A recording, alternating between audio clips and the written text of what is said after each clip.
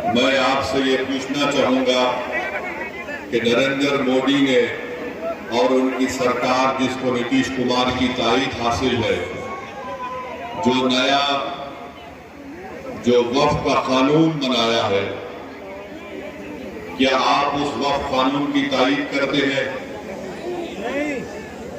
क्या आप उस वक्फ कानून की तारीफ करते हैं? कितने लोग नहीं तारीफ करते? हाथ उठाओ। अपने फोन की लाइट भी जलाइए, फोन की लाइट जलाइए ताकि मालूम हो सके कि हम उस वक्फ कानून की मुखालिफत करते हैं। यहां पर भी स्टेज पर सब लोग अपना फोन चालू करिए, लाइट जलाइए।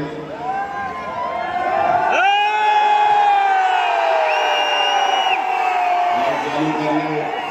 जो छत पर बैठे हैं अपना फोन लाइट चालू करिए, सब चालू करिए। हम ये लाइट बताकर मोदी को बता रहे हैं कि तुम्हारी और जेडीयू की बत्ती गुल करेंगे इंशाअल्लाह। लोग रात में लाइट जलाते हैं, हम दिन के उजाले में दिया जलाकर इनको बता रहे हैं कि यहाँ की अमूर की आवाम अब इंशाअल्लाह ताला अज़बियत के ऊपर जेडीयू और बीजेपी का साथ नहीं देगी। ना लोग तुमको वोट देंगे जो हमारे इत्तेहाद के दुश्मन है। हम उस वक्त कानून के खिलाफ क्यों हैं?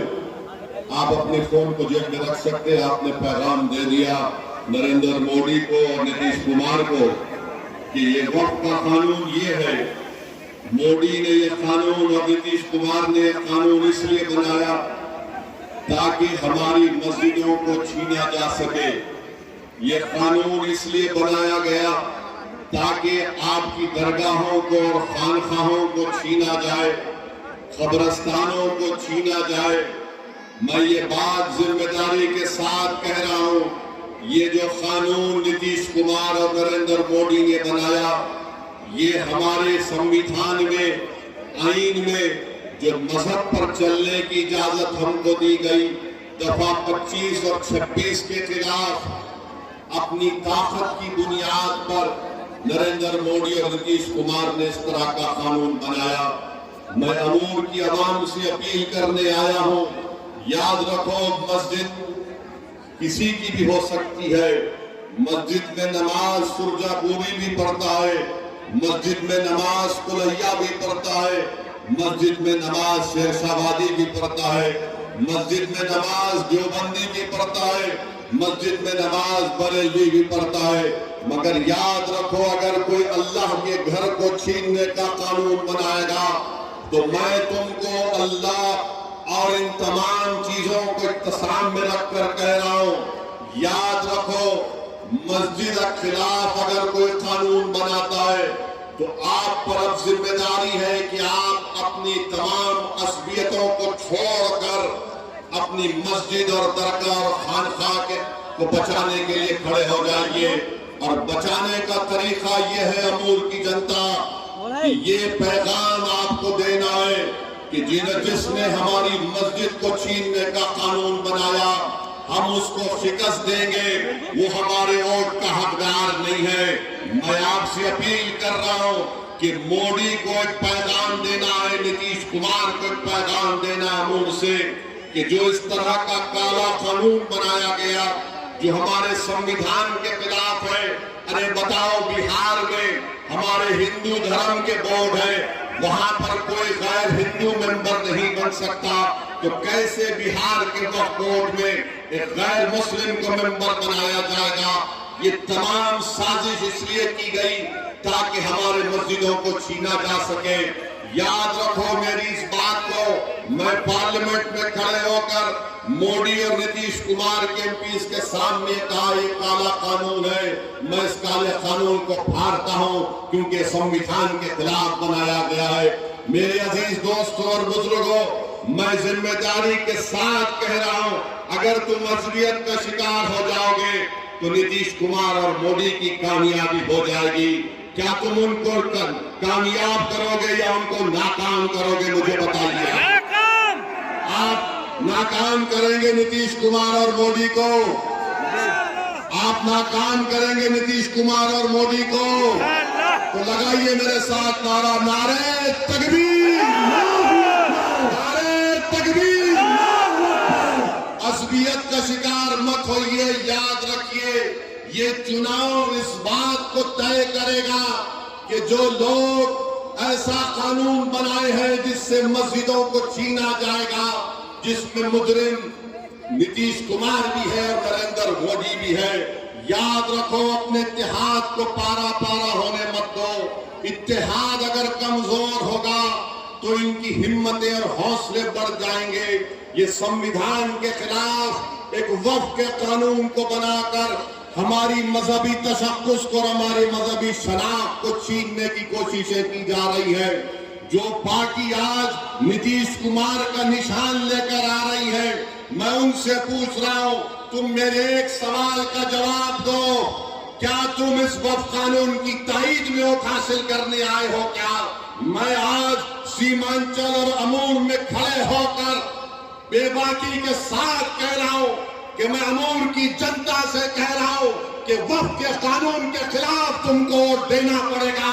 ये मामला करोल ईमान का नहीं है, ये मामला वक्फ की जायदादों को बचाने का है, ये मामला हमारी मजहबी शनाख्त को बचाने का है, ये मामला हमारी मस्जिदों को बचाने का है।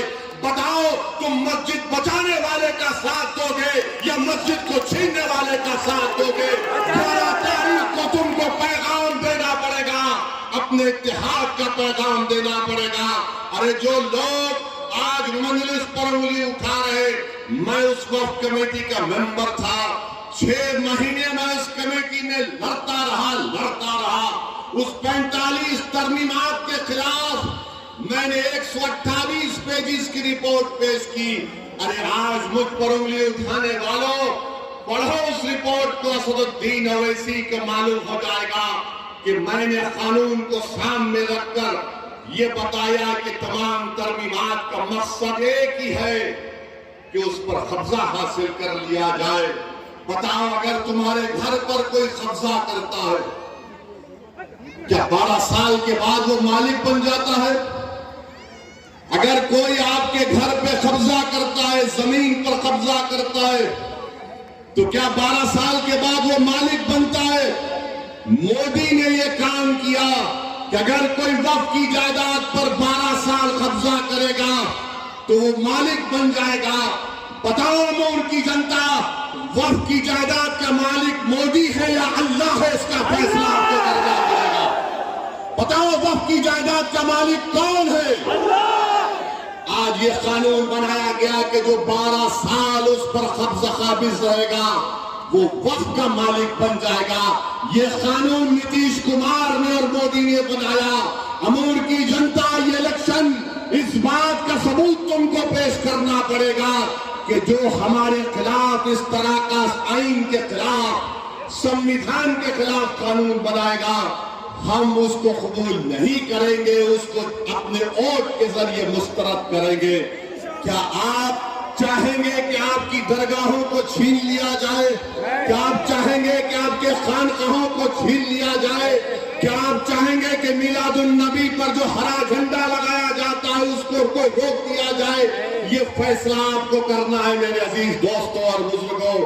और जहां जहां बीजेपी हुकूमत में है, बीजेपी ने वहां पर यूनिफॉर्म सिविल कोड का कानून बनाया, उत्तराखंड में बनाया, और उत्तराखंड में कानून बनाकर ये कह दिया कि निकाह उस वक्त तक नहीं हो सकता जब तक कि हुकूमत परमिशन नहीं देगी। अरे बताओ, निकाह तो 2 खानदानों के दरमियान में होता है, गवाह मौजूद होते हैं। मोदी ने उत्तराखंड में इस तरह का कानून बना दिया।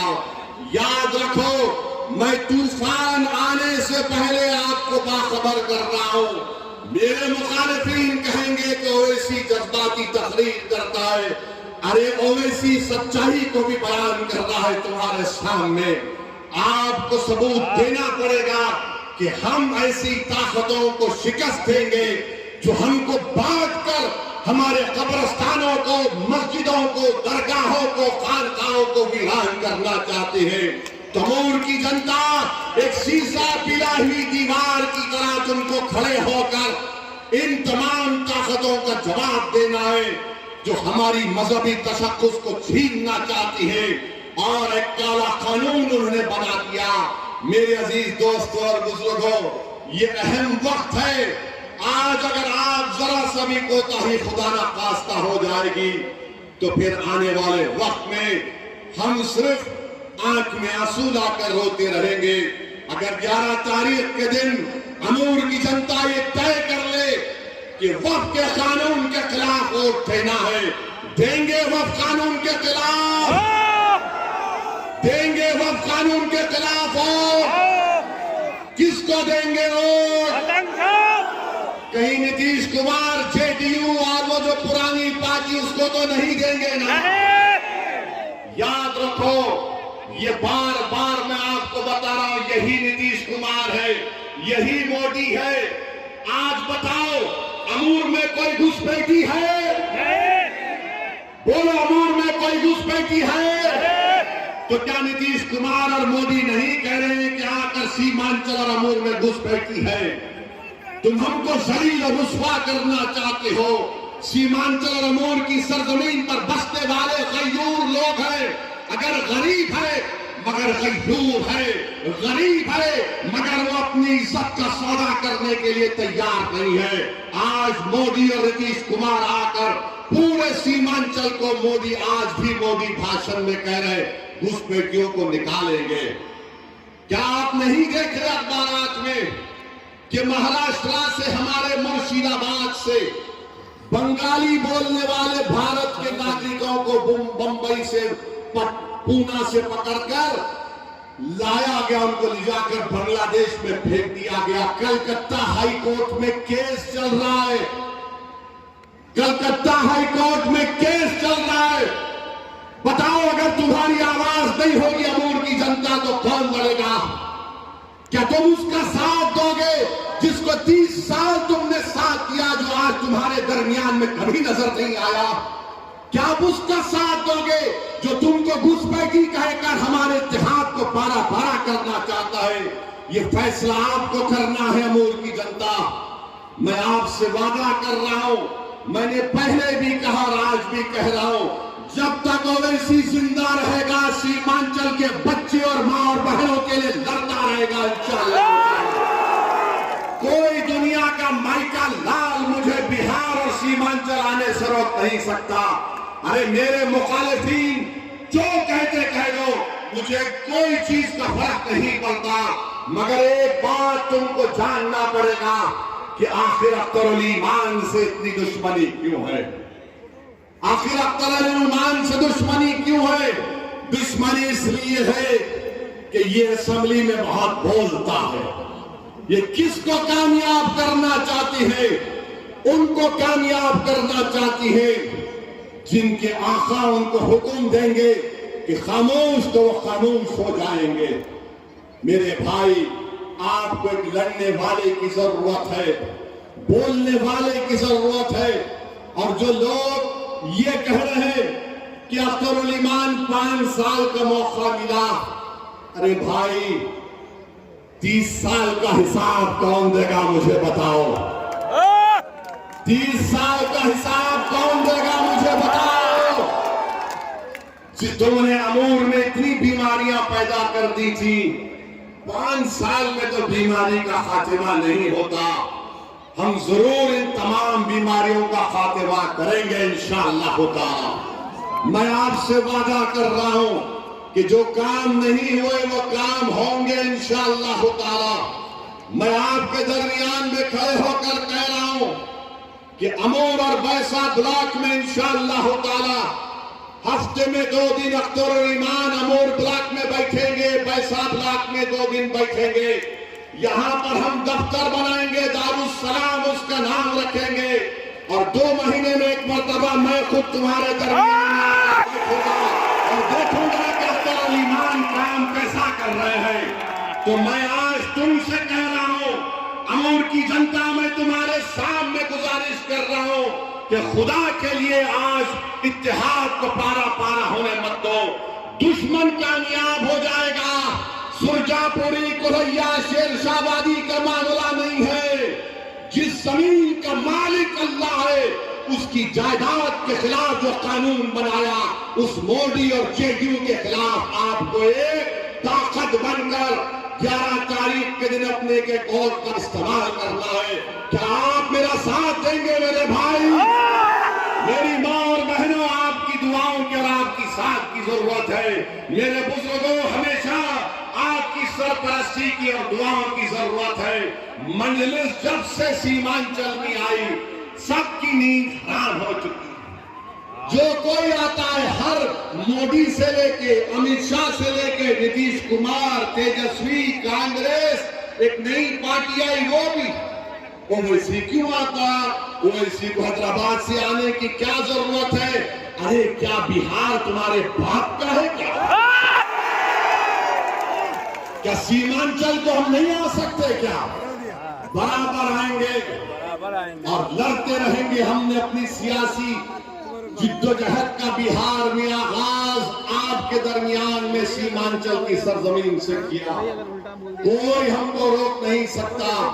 पिछले बार भी आपने बड़ी मेहनतों और जुस्तजू के बाद आपने यहां से अख्तरुल ईमान साहब को कामयाब किया। अगर कोई ये कहता है कि मैं अमूर का बेटा हूं, तो बताओ मैं क्या हूं तुम्हारे लिए? आपको 11 तारीख के दिन बताना पड़ेगा। अगर कोई घर का बेटा 30 साल मौका मिलने के बाद भी अगर काम नहीं करता, तो उस घर के बेटे को लोग बोलते ये निकम्मा बेटा। 30 साल का मौका मिला। कितना? 30 साल। 30 साल में उन्होंने कुछ नहीं किया। जब सैलाब आता था, जमीन कटती थी, लोगों ने पूछा हजरत इसका क्या वजह है, इसका कारण क्या है?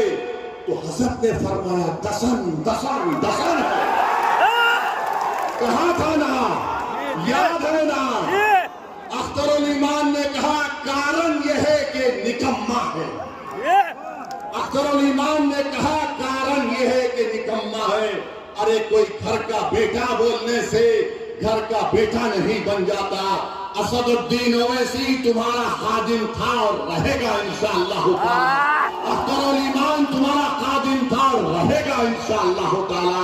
अरे सीमांचल हमारे दिल के बहुत करीब था और है और रहेगा। हम हर वक्त आपके दरमियान में थे और रहेंगे मेरे अजीज दोस्तों और बुजुर्गों। अख्तरुल ईमान ने जो काम करवाए वो किताब का, ये किताब अख्तरुल ईमान ने छपाया। क्या कोई पढ़ के बोल सकता? जो मजलिस के खिलाफ आज बहुत बोल रहे हैं, बताओ तुमने 30 साल में क्या किया?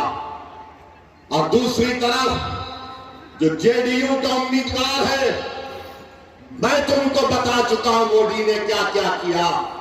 CAA का कानून, ट्रिपल तलाक का कानून। बताओ ट्रिपल तलाक का कानून क्या सिर्फ एक समुदाय पर लागू होता, सब पर नहीं होता? क्या CAA का कानून सब पे लागू नहीं होता? क्या यकसा सिविल कोड का कानून जिसको बनाने की बात RSS बीजेपी करती है वो सब पे लागू नहीं होता? ये वक्त अज़मियत के मजारे करने का नहीं है, ये वक्त इत्तेहाद को मजबूत करना है मेरे अजीज दोस्तों और बुजुर्गों। मेरे बुजुर्गों, मेरे नौजवान साथियों, ये लड़ाई तुम्हारी है, तुम्हारे मुस्तकबिल की लड़ाई है। बिहार में 60% आबादी, बिहार में 60% आबादी 35 साल से कम उम्र नौजवानों पर मुश्तमिल है। और जो लोग मजलिस को बोलते गठबंधन के बारे में, मैं आपसे कह रहा हूं कि आज दरभंगा में गौरा बोरन एक विधानसभा है, वहां पर राजद ने, गठबंधन ने अफजल अली खान को उम्मीदवार बनाया और अफजल अली खान के खिलाफ तेजस्वी जाकर संतोष सहनी को वोट देने की बात करता। बोलो गठबंधन के लोग, तुम्हारा उम्मीदवार अफजल अली खान और तेजस्वी जाकर कहता है कि संतोष सहनी को वोट दो। कितना रुस्वा तुम हमको करोगे। और लोग बोलते हो वैसी भड़काऊ भाषण देता है। मैं भड़काऊ भाषण नहीं दे रहा हूं, मैं मुबारकबाद दे रहा हूं VIP पार्टी के जिम्मेदारों को कि वो 3-3.5% है, मगर उन्होंने अपने इत्तेहाद का सबूत दिया। 17% अल्पसंख्यक समाज मुसलमान है, बिहार में सबसे बड़ा समाज है, मगर आज आप देख लीजिए कि किसी के मुंह में जबान तो है मगर बोलने की जरूरत नहीं है, बोलने की जरूरत नहीं है। 17% है और तेजस्वी के बाजू बैठकर वीआईपी का लीडर कहता है कि अब की बार मल्लाह का बेटा उप मुख्यमंत्री बनेगा। मैं आपसे वादा कर रहा हूं, अगर मल्लाह का बेटा उप मुख्यमंत्री बनेगा तो बताओ मेरे अमूल की जनता, क्या अब्दुल्लाह का बेटा मुख्यमंत्री नहीं बन सकता? बनेगा। बताओ क्या मोहम्मद का बेटा मुख्यमंत्री नहीं बन सकता बिहार का? क्या अबू बकर का बेटा मुख्यमंत्री नहीं बन सकता? क्या फातिमा का बेटा मुख्यमंत्री नहीं बन सकता? तो ये लड़ाई मुख्यमंत्री बनाने की है। अब असदुद्दीन ओवैसी उप मुख्यमंत्री पर राजी नहीं होगा, मुख्यमंत्री होगा सीमांचल का बेटा। मुख्यमंत्री होगा तो सीमांचल का बेटा होगा, और सीमांचल से इंसाफ उसी वक्त होगा जब यहाँ का बेटा पटना के जालिमों के सामने कुर्सी डालकर पैर पे पैर रखकर बोलेगा, अब बोल, अब सीमांचल का इंसाफ होगा। ये ताकत आपको देना है, ये ताकत आपको अपने वोट के जरिए देना है। देंगे ताकत आप, वोट पड़ेगा सीमांचल के नाम पर और देना है। इसीलिए आज आप देखते हैं कि बौखलाहट का शिकार होकर एक तरफ से मोदी और नीतीश कुमार, दूसरी तरफ से वो 30 साल के निकम्मे साहब, दोनों मिलकर अख्तर ईमान के खिलाफ दो महाजों पर लड़ रहे। मैं एक तरफ कहूंगा, फिर से कह रहा हूं, मेरे भाई, असबियत का वक्त नहीं है, इत्तेहाद का वक्त है। याद रखो, तुम्हारी शनाख्त सुरजापुरी भी है, तुम्हारी शनाख्त तुलैया भी है, तुम्हारी शनाख्त शेरशाहवादी भी है। बराबर उस पर कायम रहो और फख्र से कहो, मगर याद रखो, जिंदगी में एक ऐसे लम्हे भी आते जहां पर हमको ये बताना पड़ेगा। अगर कोई कहता है कि ओवैसी हैदराबाद से आया, मुझे आज किसी ने पूछा इसका क्या जवाब दे, मैंने कहा उसका एक ही जवाब दे भाई, तू उसको बोल हाँ हैदराबाद से आया, मगर मेरा उसका रिश्ता ये है, वो रिश्ता जिसको रब्बे करीम ने कलमे की बुनियाद पर कायम किया, जो खून के रिश्ते से बढ़कर है। मैं तुमको उसका वास्ता दे रहा हूं मेरे भाई, मैं तुमको उसका वास्ता दे रहा हूं मेरी मां और बहनों। मैं तुम्हारा रिश्तेदार नहीं हूं, मगर मैं वो शख्स जरूर हूं अपने गुनाहों के बावजूद भी, कि अगर तुमको कोई तकलीफ पहुंचती है तो यकीनन मेरे आंख में आंसू आते हैं, यकीनन मेरे दिमाग में तकलीफ होती है, और मैं आज उसी तकलीफ को दूर करने के लिए मजलिस इत्तेहादुल मुस्लिमीन आपके दरमियान में आई। मेरे अजीज दोस्तों और बुजुर्गों, अपने इत्तेहाद को मजबूत करिए, डरने और घबराने की जरूरत नहीं है। मैं आपसे वादा कर रहा हूं, जितने काम इस विधानसभा में भी होना बाकी है, वो मेरी जिम्मेदारी है, वो मेरी जिम्मेदारी है। अगर वो काम नहीं होंगे तो 5 साल के बाद असदुद्दीन ओवैसी इस विधानसभा को तुम्हारे दरमियान में नहीं आएगा। अख्तर ईमान का हाथ पकड़कर, अख्तर ईमान का कान पकड़कर हम पूरे वो काम को मुकम्मल करवाएंगे जो 30 साल में निकम्मे ने पूरे नहीं किए। याद रखो, जो जेडीयू का उम्मीदवार है वो मोदी का चेहरा है, जो जेडीयू का उम्मीदवार है वो मोदी का एजेंट है, जिसने हमारे वक्त के खिलाफ कानून बनाया। तो मेरे अजीज दोस्तों और बुजुर्गों, 800 करोड़ के काम अख्तर ईमान इस किताब में बता रहे कि 5 साल में हुए। इंशाअल्लाह ताला आपका साथ रहा, तो इंशाअल्लाह 5 साल में उससे ज्यादा काम कराएंगे। अगर सरकार नहीं कराएगी तो फिर क्या होगा, वो सरकार की जिम्मेदारी होगी। बहरहाल मेरे अमूर की जनता, आज आप यहाँ पर आए, आपका बहुत बहुत शुक्रिया। तो क्या आप 11 तारीख के दिन मोहम्मद के बेटे को मुख्यमंत्री बनाएंगे? क्या आप अब्दुल्ला के बेटे को मुख्यमंत्री बनाएंगे? क्या आप फातिमा के बेटे को मुख्यमंत्री बनाएंगे? याद रखो, ये उस दिन आपको अपने इत्तेहाद को दिखाना है। इत्तेहाद बताएंगे ना आप मुत्तहिद रहेंगे ना इंशाअल्लाह।